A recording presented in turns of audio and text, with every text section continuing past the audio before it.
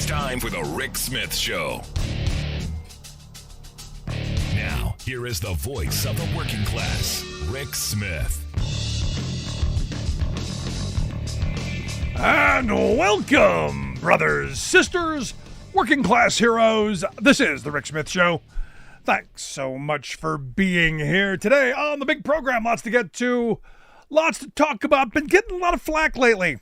As you know, I've been a card-carrying member of the Teamsters Union and CWA for, pretty much my entire 35-year working career. And I have come out and said, look, I think the Teamsters are making a huge mistake. I think the leadership is making an enormous mistake. I think Sean O'Brien is, I don't know what. I think there's a lot of mistakes going on. Because understand, the Republicans for a while have been trying to make inroads into organized labor. I've been trying to get them to peel off some of the money, some of the volunteers, without actually doing anything that would help organized labor. You can't point to a vote from J.D. Vance or from Josh Hawley or from, go down the list, Marco Rubio, Ted Cruz, any of them that actually helped organize labor. Now, understand, they're talking about being working class champions and caring about working families, a lot of rhetoric, but policy-wise, there's talk and then there's action. And the thing that Trump and the Republicans have done really well, a lot of talk. A lot of talk, a lot of tweeting, a lot of social media, a lot of Fox News and their siblings, a lot of right-wing talk radio, a lot of blather, a lot of words, lots of words. Oh my gosh, words. And the very best words, I guess. But none of them make people's lives better. There's no policy in there. There's no action. Whereas you look at Joe Biden, what Biden has done, transformational. Moving us away from neoliberalism and bad free trade agreements, reshoring manufacturing, investing in infrastructure, down the line of making lives better. And also, understand, everyone's complaining, inflation's horrible, inflation's bad. Globally, we have done the best coming out of the pandemic. We don't know what inflation is. And understand, I still believe inflation isn't bad enough because people keep buying stuff. If inflation were too high, people wouldn't buy stuff. And corporate America would go, oh, well, if we got to get rid of this stuff, we should lower the price. See, that's how the free market works. Maybe you remember. But I'm in this moment where I've got a lot of red hats, a lot of union members who are taking this moment to say, well, the Republicans have done this and done that. And you go, done what? They've said things, not done anything. And this is where kind of pointing out what Joe Biden and ultimately Kamala Harris has done and will continue to do. And understand, this administration has been phenomenal in taking on corporate power. Where I think a lot of our inflation problems come from, where a lot of our low wage problems come from, where a lot of our healthcare problems come from, where a lot of our education problems come from, where a lot of our problems come from. This deference to corporate America. We got to give them whatever they want. Deregulate, tax cuts, policies to give them land and infrastructure, whatever they want. And completely change our education system to tailor to their needs. Not to creating critical thinking, active, informed citizens. No. We need little GoBots who are going to show up and do low-wage work. And this administration's been taking that on. And that, I got to tell you, is a good thing. Corporate America has been really sticking it to us. So when you have the FTC, the Federal Trade Commission, the SEC, and the DOJ's Antitrust Division, all going after monopoly power, all going after corporate collusion and price fixing, all going after the stuff that skyrockets prices, but also stifles competition and squeezes the little guy out, I say, about time. You got an administration who's been out, not just talking about supporting unions, but finding Obama's comfortable shoes and marching on a picket line. You go down the list of the things this administration's done, from forcing airlines to create a passenger's bill of rights so that flying is less costly and more reliable, from getting rid of junk fees and exposing that, and ending non-compete clauses, which again, the courts have said no, we tend to like those. Peanut butter and jelly is a proprietary sandwich. To our U.S. trade representative taking on offshoring corporations, taking on big tech, taking on collusion and corporate malfeasance. It's about time. It's about time. And understand, as Attorney General, Kamala Harris took on big corporations. It's going to continue. This idea that Trump is the savior, this idea that Trump cares about union members, this idea that Trump cares about working people, kind of ludicrous. And I'm still trying to figure out how it is exactly that we bid on this, because there's nothing in his past. And we've talked about this for years. There is literally nothing in the man's past that would lead you to think that he's the great champion of the working class. He's the guy who's cheated corporations out of wages so that they couldn't pay their employees when they would remodel his casinos or his buildings. There are thousands of those stories. There are the bankruptcies. The field is littered with bad practices. And every one of those hurt a working person. So this idea that somehow, this billionaire, this rich guy is going to come in and understand what it's like to live a day in my shoes, it's kind of ludicrous. I saw a funny story. Evidently, he's going to go work at a fryer at McDonald's. Don't know if it's going to actually happen. But the gimmick is, I worked longer and harder at a McDonald's than Kamala did. You've never worked an honest day's work in your life. You wouldn't know an honest day's labor if it jumped up and bit you in the behind.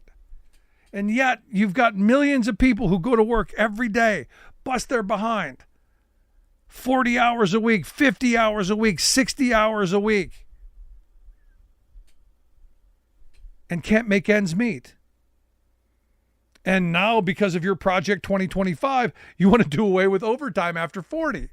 No, we could easily have a 160-hour work week. You just don't work the rest of the month. Where we are is literally insane. So when I see the kind of divisiveness and the failure to educate, like I'm seeing coming out of my union at the head, I have problems. Now, I have great faith in the fact that the grassroots, the locals, the joint councils, those folks are picking up the slack and they are moving forward. They are leading where the national leadership has failed. And I'm not sure why the national leadership has failed. I'm not sure why they've chosen to do this. It could be, as I've said, anywhere from someone has convinced Sean O'Brien that he's going to be the next George Meany, the president whisperer, to something very nefarious, which people are whispering in my ear all the time. And I'm not getting into because I don't know, but it makes you question. Makes you question why you're doing the thumbs up with a guy who, while he was president, screwed over the Teamsters union. His NLRB screwed over this union. This Supreme Court, in the Glacier decision, screwed over this union and all unions. Why you would look at this guy's record and just kind of, no big deal. Thumbs up is beyond me. But here we are.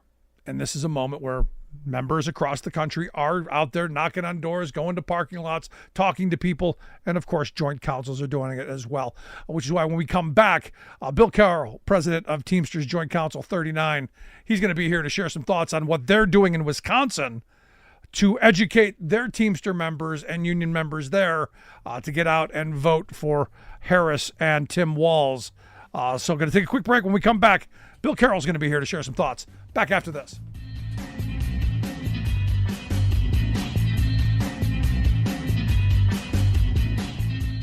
We are AFGE, the American Federation of Government Employees. We represent 700,000 federal and D.C. government workers who are the vital threads of the fabric of American life. We support our nation's military. We take care of our nation's veterans. We protect our nation's borders. We respond to our nation's crises and natural disasters. We provide services to our nation's seniors. The American Federation of Government Employees. We work for America. We are AFGE, the American Federation of Government Employees. We represent 700,000 federal and D.C. government workers who are the vital threads of the fabric of American life. We support our nation's military. We take care of our nation's veterans. We protect our nation's borders. We respond to our nation's crises and natural disasters. We provide services to our nation's seniors. The American Federation of Government Employees. We work for America.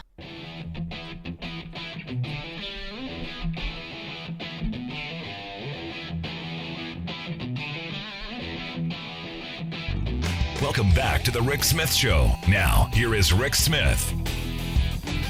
So, I've been taking a lot of flack here the last several days over, and look, we've been talking a lot about my union, the Teamsters Union, and the non-endorsements, which you'll remember I called back in January that this is where we would be, but taking a lot of flack for it. And the problem is I understand. I remember a lot of stuff. And while Democrats have not always delivered on the rhetoric, I've seen what Republicans have done over the years, and that's the education process. So when I saw the non-endorsement and all of the endorsements by joint councils and locals and the Teamsters National Black Caucus, I said, that's the reason I love being a Teamster, local autonomy. If the National's not going to lead, the local folks, the grassroots, the bottom up, that's how we're going to do it. And one of those joint councils, Joint Council 39 in Wisconsin, on September 18th, they voted to endorse Harris Walz. Their executive board unanimously endorsed. And I think the saying was, it was a no-brainer. And here to share some thoughts on that endorsement, I've asked Teamsters Local 344 Secretary Treasurer and Joint Council 39 President Bill Carroll to share some thoughts. Bill, thanks for taking time for us. Happy to be here. So let's start with the big question: why the endorsement? If the Nationals not endorsing, why you out on the other side? Well, I don't necessarily think it's on the other side. There's a non-endorsement, right? So that doesn't mean there's an endorsement for Trump. But for us, the choice was clear. The choice was clear from the beginning. Me and both the executive boards for my local union and our joint council have both been on the same mindset really for a couple months. We kind of anticipated this non-endorsement coming from the IBT, so we were prepared. As soon as they made it official that they weren't going to endorse, we had already made the decision. I had already taken the vote of both executive boards prior, and we were ready to go as soon as we heard what was going to happen. Yeah, see, I'm going to disagree with you. I think a non-endorsement in this moment, especially given the fact of how bad Trump was as president and how good Joe Biden has been for unions as president, I think a non-endorsement is a slap in the face to Biden and the Democrats for being really good these last 4 years. And I point to little things like the CMEX decision out of the NLRB. I think of the Supreme Court decision in the Glacier case. I think of the pension situation. I could spend another half an hour going through all of the things that our union has benefited from with Biden in the White House and things that we suffered under because when Trump was in the White House. Seems like, your words, a no-brainer. Yeah, absolutely. And it is a slap in the face. As far as I'm concerned, President Biden has been the best president of my lifetime, and I've been around a while. So for me, I was pretty shocked that they didn't take the position that they would support President Biden and by extension, Vice President Harris. But if they didn't, and they didn't want to make the decision, we stepped in and did it. Yeah, It was this is what leadership looks easy like for us. This is what leadership looks like, in my view. What you've done is you've stood up and you've said, we're going to go forward, the Wisconsin motto. So as you're out there talking to members, obviously this non-endorsement cannot be helpful. I know it's not been helpful to me. So how are you crossing that bridge and going back and explaining, doing the education that I think the entire movement should be doing? What are you doing? Well, we've had a field organizing program operating since the beginning of the month. We're out in the parking lots and plant gates where our members are coming and going to and from work. We're trying to educate them on the issues, on why it's important to vote the way that we have endorsed and we're recommending. Of course, there's a significant number of people on the other side because they don't have to deal with the same issues we deal with as local union leadership on a day-to-day basis. We have to operate under the laws and decisions from the government that are handed down to us. Our members, God love them, they come to work, punch in, pay dues, and they leave it there, right? I think they feel very protected by their local union. We're a strong union. We protect our members. But, if the laws aren't in our favor, we got our hands tied behind our back, and we're still expected to protect our members. No, I think it was George Meany who said something back in the 60s. I said, how do you get a guy to go on strike when he's making 10 grand a year? Basically saying the union has done such a good job at enriching people's lives and giving them, solid middle-class existence. How do you get them to act in their interests? And this kind of plays in that same world. The unions have done such a good job of helping their members have a good standard of living that now they start thinking about other things besides their job. So the reason I bring this up, because this is a leadership kind of moment. This is an education opportunity. We should have been in the process of inoculation up until this point, because I think people forget what the Trump years were. So let me ask you, how hard was it to organize? How hard was it to negotiate contracts? How hard was it to represent public sector workers during the Trump years? Well, I can tell you, it's not just the Trump years. It goes back to the Scott Walker years, right? In Wisconsin, our experience has been very protracted. It's been 15 years. 2011 or 2010, right on the heels of the Citizens United Supreme Court decision. Money got dumped into the system. The first thing they did was outlaw public sector bargaining in Wisconsin. That made it not difficult, impossible. The Teamsters in Wisconsin lost 11,000 members almost overnight because of that. And then right on the heels of that was right to work. Right on the heels of that was watering down workers' comp law and eliminating prevailing wage on state and municipal projects. So it's been one attack after another, and this is right up and down party lines. The Democrats were in lockstep fighting against it. Republicans were in lockstep fighting for it. And, it's decimated the Teamsters in Wisconsin, but the overall organized labor movement in Wisconsin as well. So, we've lived the partisan program here, and it's no different than Trump. And as far as I'm concerned, Project 2025 is just an extension of Scott Walker's playbook. No, I absolutely want to bring that up. I want to get to that. But, the thing is the general president, came out on a right-wing podcast and said, the Democrats are screwing them over. That's a nicer FCC-friendly word that began with F. And look, Democrats have not always been the champions I've wanted or expected, and more often than not, their rhetoric is out in front of their actions. But I got to tell you, you brought up 2011. I was sleeping on your Capitol floor, broadcasting from within Brett Halsey's office for 2 weeks in 2011. As all that was going on, I saw firsthand what Republicans did to public sector workers and to workers in Wisconsin, and came back to Pennsylvania and said, hey, get ready. This is going global. And we've seen nothing but attacks. So how do you square the two? Because look, Democrats clearly, Carter didn't overturn Taft-Hartley as he said he would. Clinton didn't get strike replacement. Obama, who promised me twice we were going to get something better than the Employee Free Choice Act. None of that came to fruition. But I, again, saw what Republicans did. Right. Yeah. I mean, and that's indisputable. And that's recent history.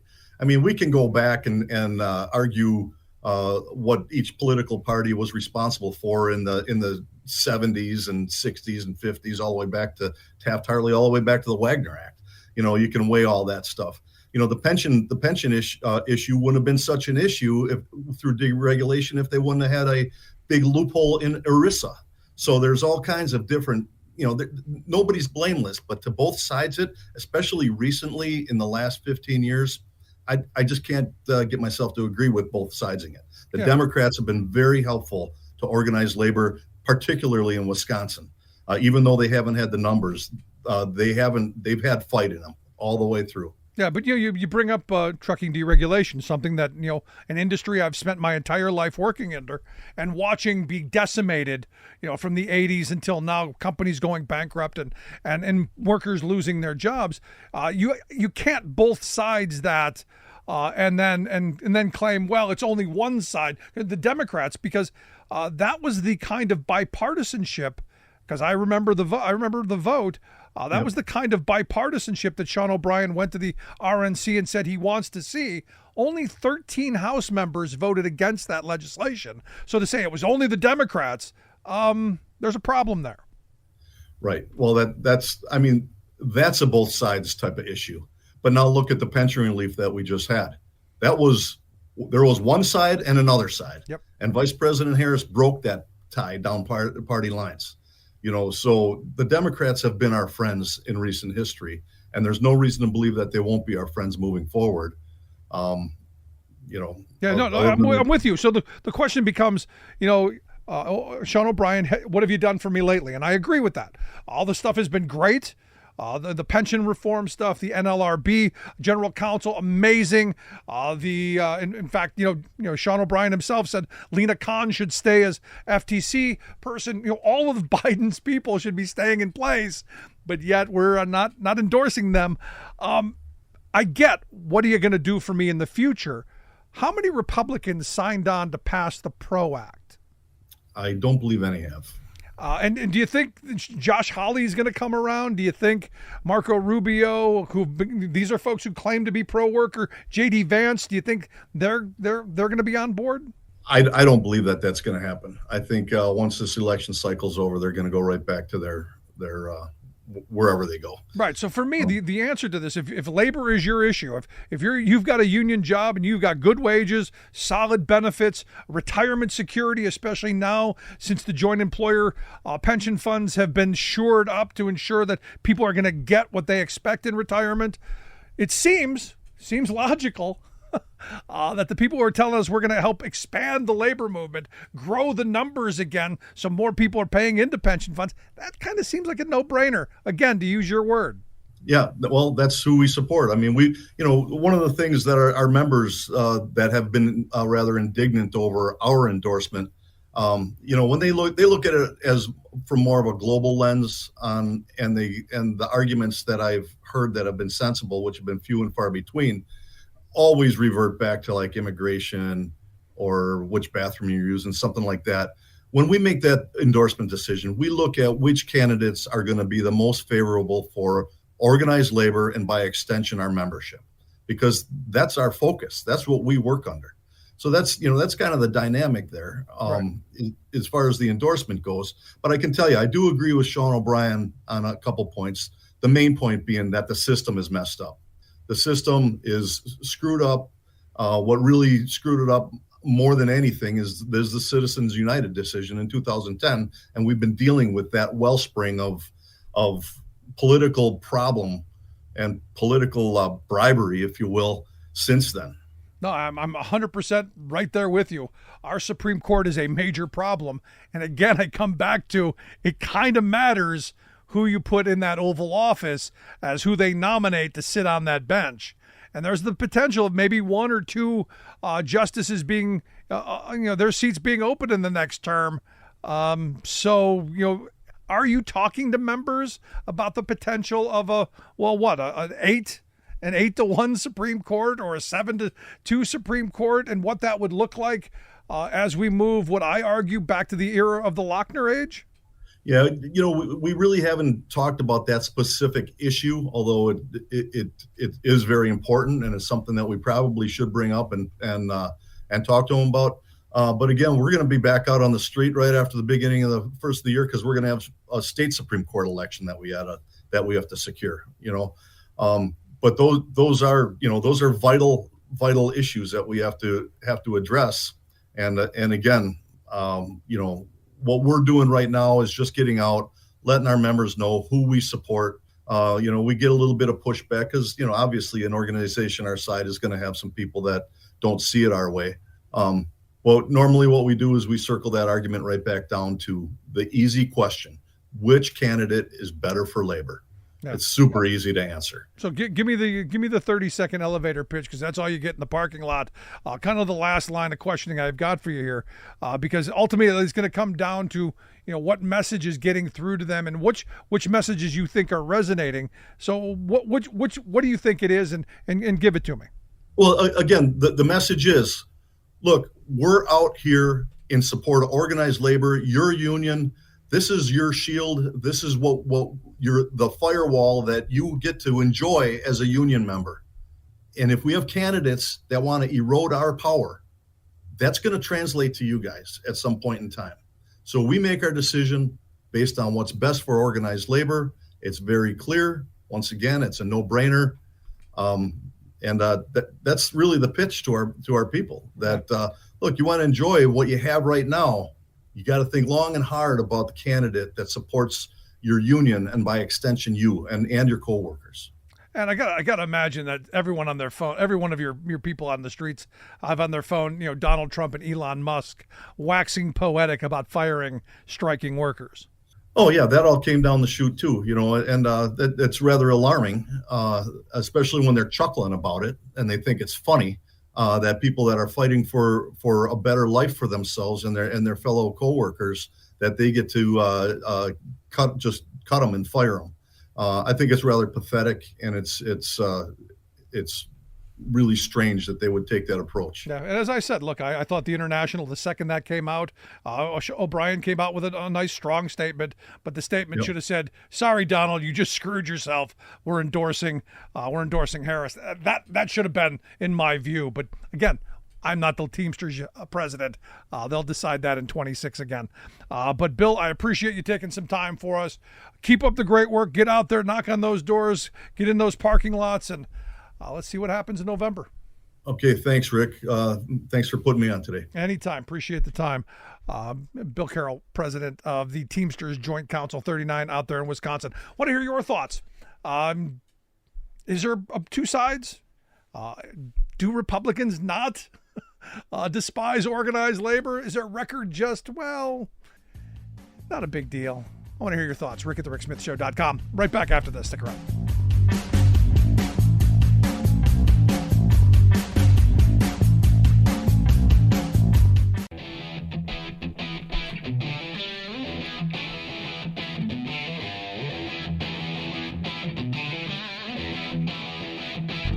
Welcome back to the Rick Smith Show. Now, here is Rick Smith.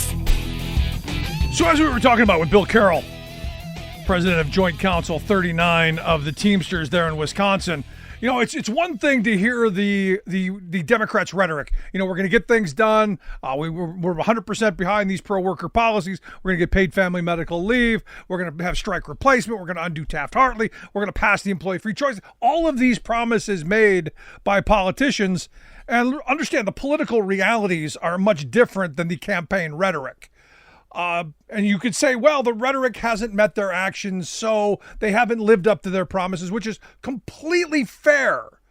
But there's the other side. As I spoke with Bill Carroll, I was sleeping in Wisconsin's capital in 2011 as Republicans were stealing labor rights from working people. In 2012, I was in Michigan when they passed right to work.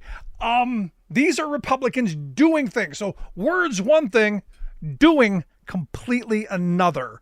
And here to share some thoughts on where we are with the House of Labor and this election, I've asked my good friend Stephen Greenhouse to come share some thoughts. One of my favorite labor reporters in the country, former New York Times reporter, author of many books on the state of labor. The most recent one being Beaten Down, Worked Up, the Past, Present, and Future of American Labor. He's got a new piece out on U.S. labor stepping up their efforts to get, make the case that Trump ain't the guy. Stephen, thanks for taking time for us.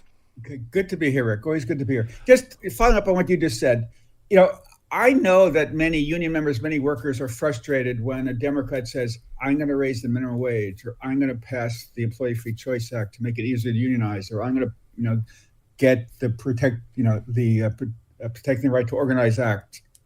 And like the Democrats really want to get this done, and they often can't because Republicans block it, because you need 60 votes in the Senate, and they only have control of 51 votes. So I think it gets me upset and frustrated when good, smart, working people say, oh, it's the Democrats' fault it didn't pass. The Democrats are saying, give us a filibuster-proof majority in the Senate, and we'll pass a higher minimum wage. We'll pass paid family leave. We'll pass the Employee Free Choice Act, or the Protecting the Right to Organize Act, to make it easier to unionize.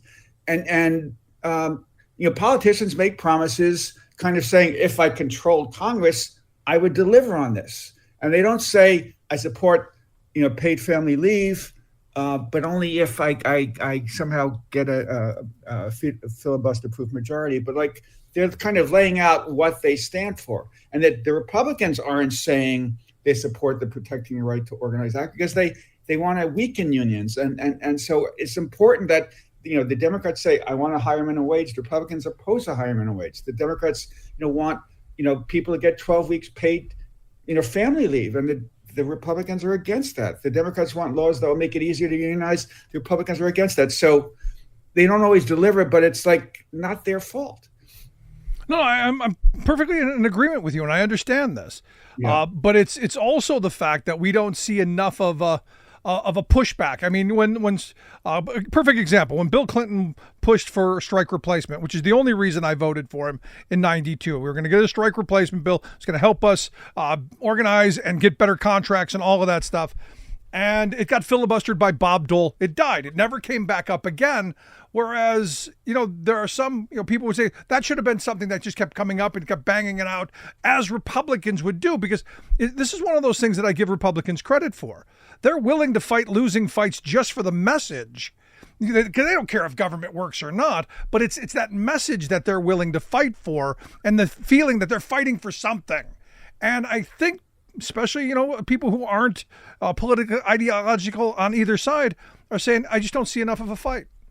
I totally agree with you, Rick. I mean, I think every month the Democrats should be pushing to pass for a higher minimum wage, raise it to what, $13, $15, $70, to show we care about all these struggling Americans who aren't making enough money. And like, they try once and they give up.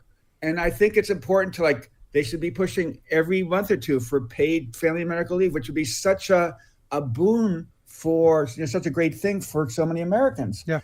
And I think they feel, well, when we lose on it, it's embarrassing, so we don't want to push on it again because we'll look bad. And you're right. The Republicans sort of fight harder, and the Democrats have to learn to fight harder. Yeah, I've always said that, in a street fight, Democrats will offer to hold your coat. Until recently, I look at someone like Tim Walz. I love me some Tim Walz, because there's a guy who you hand him his coat, he's going to wrap it around your head and beat you with it. Harris did great in the debate against Trump. She really stepped on his head. I mean, it was really, the little lady was very impressive. I mean, she was and she was fearless. Yeah. I mean, she really took him on and took him down. That was impressive, I thought. No, I look, at the end of the day, I've got no problem voting for her. I think she's going to be a good president. I think she's going to keep a lot of the same people that I love from the Biden administration and a lot of the same policies. I'm all on board, which is why you got to get the message out, which is why I think it's so dangerous. And look, I've been a Teamster for the majority of my working life, some 35 years now. And I look at my international president, Sean O'Brien, which I've been talking an awful lot about. You've got a piece out here just the other day about his temper tantrum against Democrats. Why do you think it's lazy history what O'Brien has come out and said, which is that the Democrats have been effing him and labor for years? Thanks for asking that, Rick. So, the other day, a friend texted me this quote from Sean O'Brien where he said, for 40 years, we've been effed by the Democrats. I said, wait a second. The Democrats have pushed consistently for a higher minimum wage. They're always the ones who push for a higher minimum wage. They pushed for the Protecting the Right to Organize Act. They Joe Biden delivered what was, for years, the Teamsters' #1 legislative priority. The Teamsters pushed so hard for it, and Trump did absolutely nothing, zilch, to advance the Teamsters' #1 legislative priority. And Joe Biden delivered $86 billion to protect the pensions of hundreds of thousands of Teamsters. The Teamsters were going to have much smaller pensions, get 50 cents, 25 cents on the dollar of what they were promised. And Joe Biden and Kamala Harris cast the decisive vote to make it happen. So, to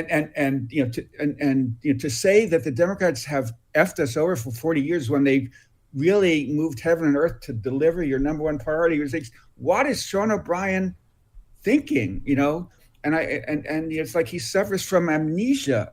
I think he's just very upset with the Democrats because the Republicans invited him to speak at the Republican convention, and that was very good. Made him feel very proud, and he's really angry at the Democrats for not doing him a big favor, indulging him, giving him a wonderful platform, and putting him on spotlights. And as I write in this piece, it might be good for Sean O'Brien personally if Trump wins, because Trump will say, well, by not endorsing Kamala Harris, the Teamsters really helped me. But, the 1.3 million Teamsters, the nation's 15 million union members, are really going to be hurt if if Donald Trump wins, because Trump was a very anti-union president. People forget that. Yeah. He appointed, official after official to the National Labor Relations Board, who in decision after decision and move after move sought to weaken labor unions, make it harder for unions to win elections. And when Trump holds himself out as a friend of workers, a champion of workers, it's like so dishonest. He did nothing to raise the minimum wage. He rolled back safety standards for coal miners and other workers. He rolled back overtime protections for workers. As a result of Trump, fewer people can qualify for overtime. He insulted, all these labor leaders. Richard Trumka, the head of the AFL-CIO, he said that unionized auto factories in Michigan should move to the South to get lower wages so they can become more competitive. Just the other day with his buddy, gazillionaire buddy, Elon Musk, he said, it's a great idea to fire workers when they are on strike. And he chuckled about that. To think that this guy's a friend of workers, what? It just, Trump is, consistently anti-worker and anti-union. And it just puzzles me seriously that people think he's good for workers. Yeah. Yes, he's shouting, oh, I'm going to impose these huge tariffs, these huge taxes on imports. That sounds good. That's a good soundbite. But, that's going to cause a humongous trade war, with China and Europe and the whole world. And it's going to be crazy, and it might cause a worldwide recession. And, I'm not just saying this. Nobel Prize winning economists, very smart people are saying this. And that could be a disaster. That could cause massive layoffs for Americans. That could cause a huge recession. Plus, Trump talks about Kamala's to blame for inflation, which is ridiculous. She's the vice president who has very little power, and to blame her for inflation is like blaming her for the flat tire when you were driving the other day. She has nothing to do with the inflation. Yeah, but here's the thing, Stephen. If you put 20% tariffs on everything, you're going to cause huge inflation and hurt every household. I'm not opposed to tariffs if they're done in a strategic way that's going to protect American interests. But broad sweeping, it's the only tool in the box. That's problematic. But there are tariffs that we have to have in place to protect industries of national security, steel, our productive capacities, and we do have to reshore some manufacturing. Yeah. Well, so 2 hours ago, I was on the phone, Rick, with the president of the United Steelworkers, Dave McCall, and he was saying, yes, agreeing totally with you, Rick. We need some tariffs when people are, violate, when China's illegally subsidizing certain products, when it's violating international laws, we need tariffs to protect ourselves. But Dave McCall, head of the steelworkers, right, says, we don't want tariffs on everything. That's going to screw up our economy, the world economy, cause trade problems. So yes, you're totally right, Rick. We need targeted tariffs on certain things when China breaks trade laws, when China unfairly subsidizes, solar panels, for instance, or subsidizing car production or shipbuilding or anything.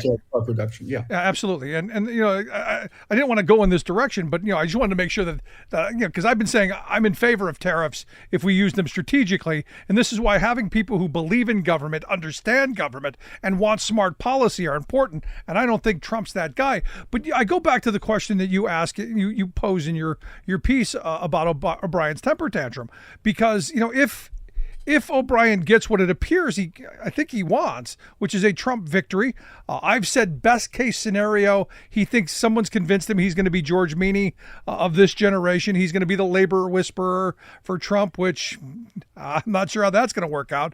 But there's, some other ones down the road where you start questioning, again, as you pointed out, it could be good for him, but not for the union, because if you've been paying attention, the Teamsters have been spending a lot of effort organizing Amazon drivers, which only can be done because Biden reinstated the joint employer rule.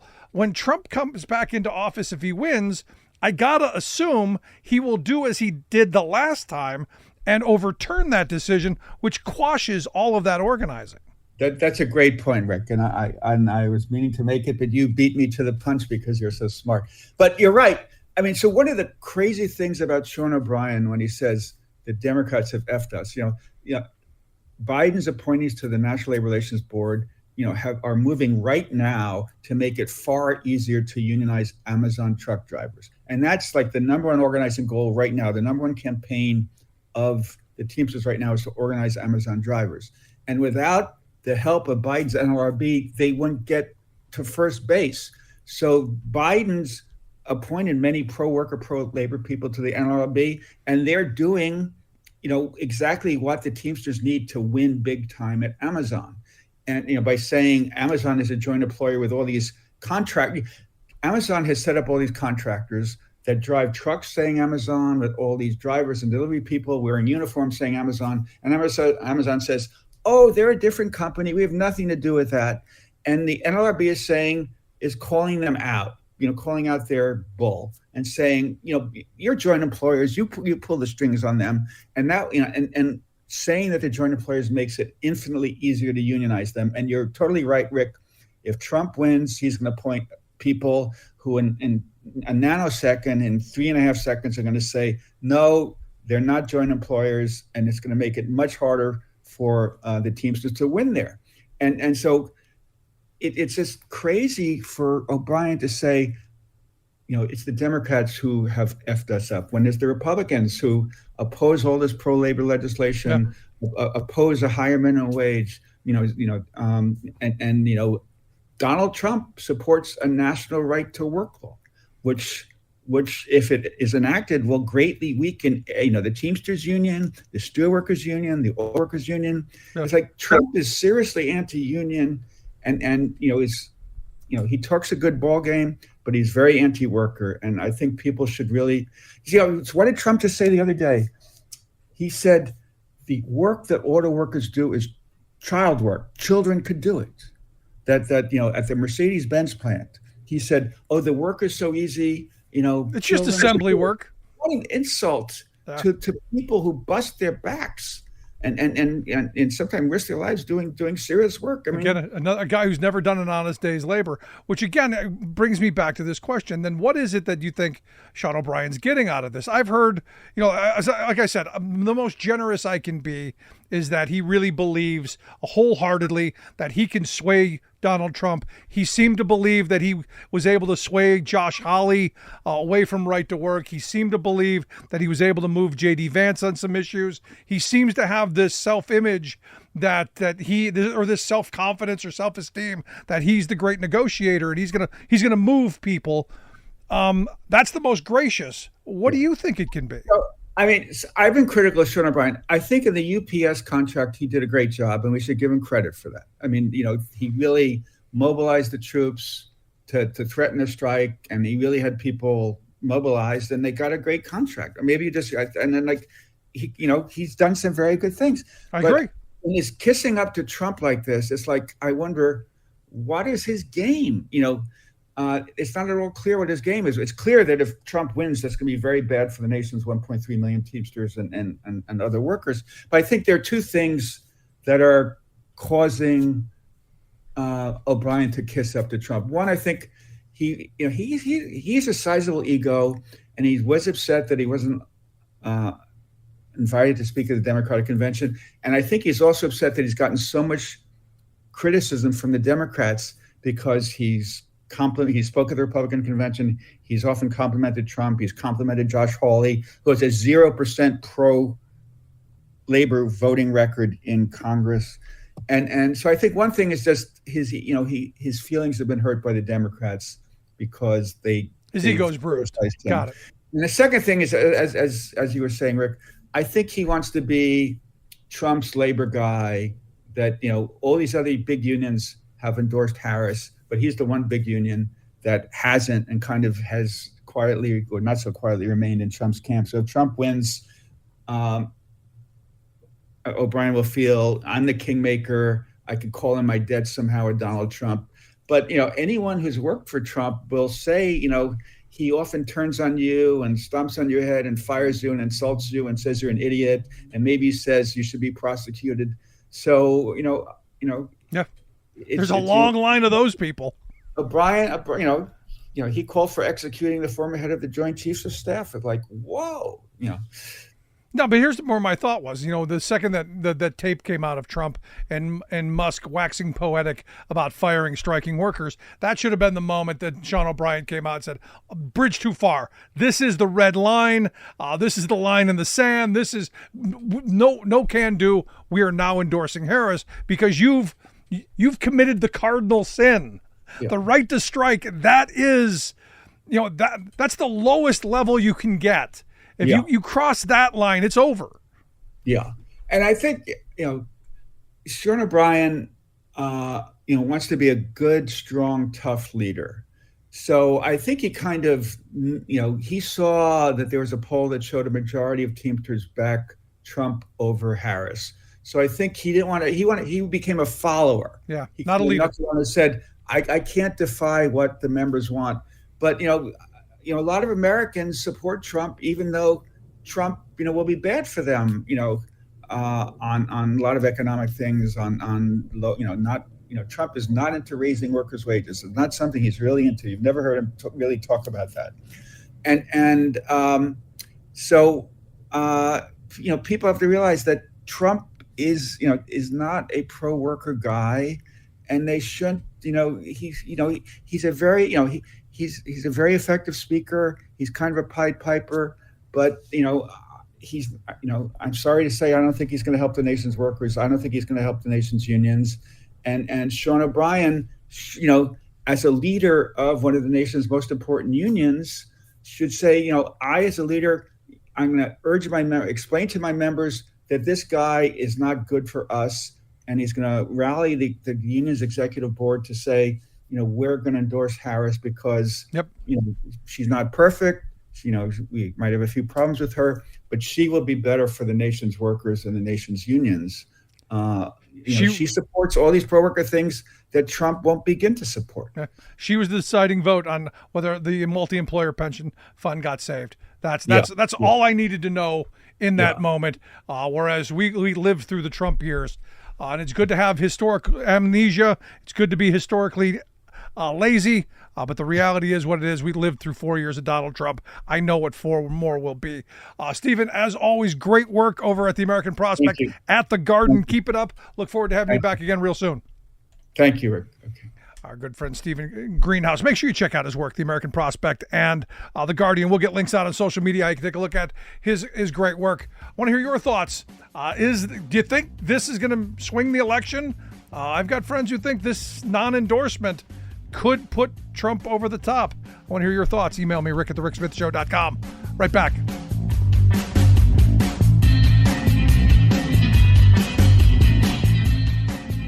I'm Rick Smith, and this is Labor History in 2.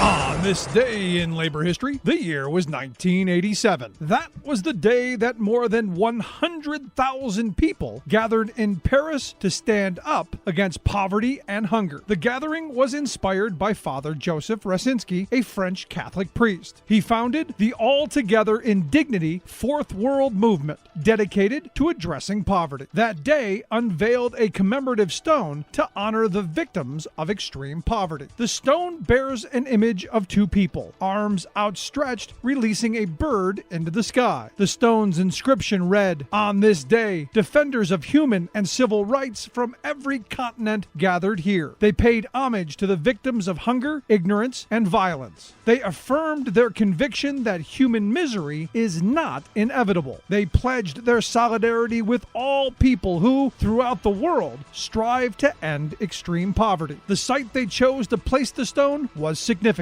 The Trocadero Plaza in Paris is where the Universal Declaration of Human Rights was proclaimed by the United Nations in 1948. The Universal Declaration of Human Rights affirmed the basic rights of all people, including the right to form and to join trade unions, and the right to equal pay for equal work. Placing the commemorative stone at this important spot was a continuation of this legacy. In the years since then, on this very day, other cities around the world have commemorated replicas of the stone. Nearly 20 cities in France have dedicated stones. Cities in Canada, Mexico, Switzerland, Belgium, Ireland, Scotland, Great Britain, Italy, Poland, Portugal, and the Philippines have all placed these tributes. In 1992, the United Nations declared today, October 17th, the annual International Day for the Eradication of Poverty.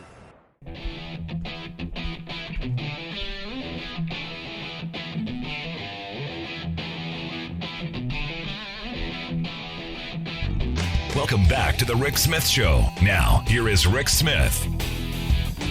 To clarify something Stephen Greenhouse said, recently Trump was talking about the Mercedes-Benz workers in South Carolina. And, he said that the Germans, they build everything in Germany. And they assemble it here. And he's not wrong. Look, he's not wrong in the fact that they make all the parts, they do all the engineering, they do all of the way things go together, they design the lines, and they just assemble it here. And that's so they can claim that it's made in the U.S. We got U.S. labor in this. Makes them a little less foreign, if you will. Saves on shipping costs, saves on tariff costs, saves on a lot of stuff. But he goes on to say that they don't build cars, they take them out of a box and they assemble them. Could have our children do it. And you go, no. Clearly you've never worked on an assembly line. Clearly you know nothing about the history of assembly lines. And this is one of those moments where someone who doesn't know could easily be swayed to go, yeah, all they do is, it's like they're putting together models. Yeah, that's what we do in all of the auto plants. It's hard work. The line keeps moving. You got to keep up. There's no time to go run to the bathroom, take a break. You work. And as you remember, we talked to a lot of auto workers back when they were on strike, and productivity and production and all of that stuff was part of the discussion. They're not robots. They're not machines. They're human beings. And I find it interesting that Trump, mere children could do it. It's frightening. And so I look at where we are in this moment. And the reason I have focused so much on my union, and I know a lot of people have sent me emails going, don't really care what Sean O'Brien says and does. I do.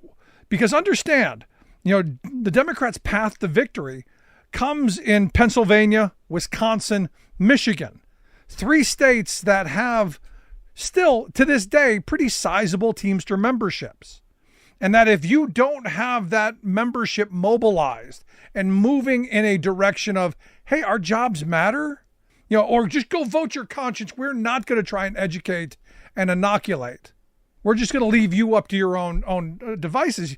That's bad, because it gives this kind of tacit endorsement. It's what I've said from the beginning. The fact that Sean O'Brien went to the RNC and gave that glowing speech for Donald Trump and did say some good pro-union stuff.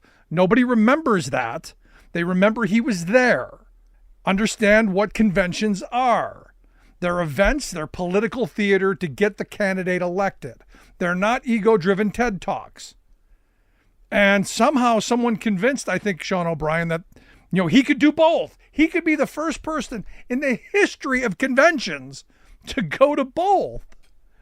It really is an ego trip when you feel entitled to that. Now, there were Teamsters at the Democratic Convention. I was there. There were Teamsters on stage. It was the most pro-labor convention I've ever seen because the word union was on everybody's mouth. It was coming out of their mouth. It was the direction that they wanted to move forward. And they understood that if we're going to reunite this country, if we're going to revive this country, if we're going to, re-energize this country, it's going to be through organizing and better wages, hours, conditions, opportunities. That's the reality.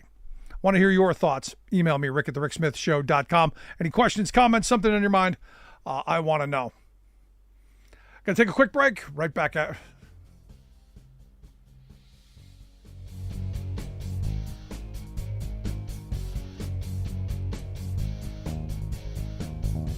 Thanks so much for tuning in. We'll see you back here next time.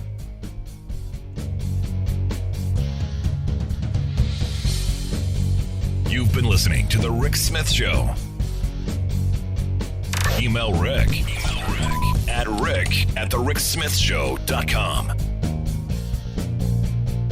Until next time, this has been The Rick Smith Show, where working people come to talk.